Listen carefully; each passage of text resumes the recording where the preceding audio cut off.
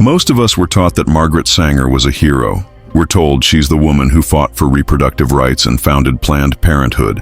And on the surface, that sounds inspiring.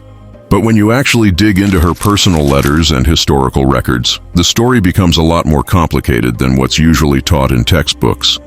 Many historians and researchers argue that the early birth control movement was not only about freedom and choice, it was also influenced by ideas that today would be considered deeply controversial. Sanger herself wrote about wanting to shape who should and should not have children. To her, birth control was not just about giving women options. It was also about controlling population growth in ways she personally believed were necessary. This is a part of her life that is rarely discussed. In 1926, Sanger accepted an invitation to speak at a Ku Klux Klan women's meeting. She later described this event in her own autobiography. She talked about seeing the dim figures and the illuminated crosses and said she felt she had accomplished her purpose after the speech. Now, historians still debate her intentions.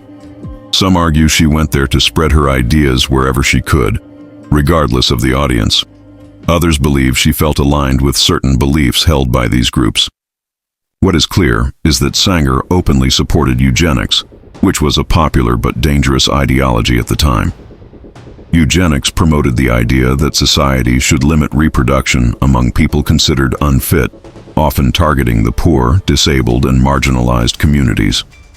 In her writings, Sanger spoke about weeding out those she believed should not reproduce. For her, birth control was not just healthcare. It was a tool to reshape society.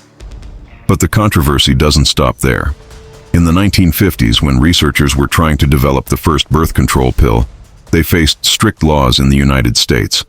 So instead, clinical trials were conducted in Puerto Rico, primarily among poor women living in housing projects in Rio Piedras.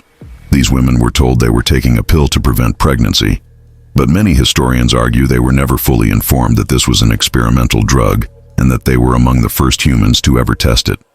The dosage given was extremely high compared to modern standards.